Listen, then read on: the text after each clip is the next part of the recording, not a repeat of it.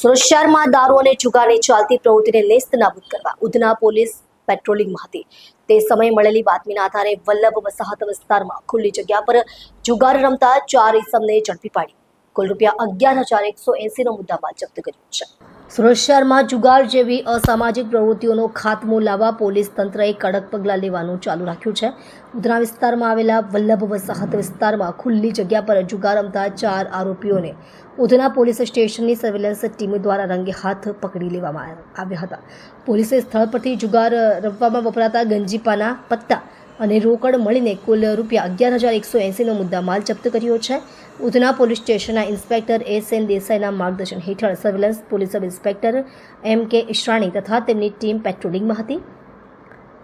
ગુપ્ત બાતમીના આધારે પોલીસ ટીમે વલ્લભ વસાહતના ઘર નંબર 97ની સામે ઓટલા ઉપર ખુલ્લી જગ્યામાં 3 પત્તીનો જુગાર રમતા 4 શખ્સોને પકડી પાડ્યા હતા।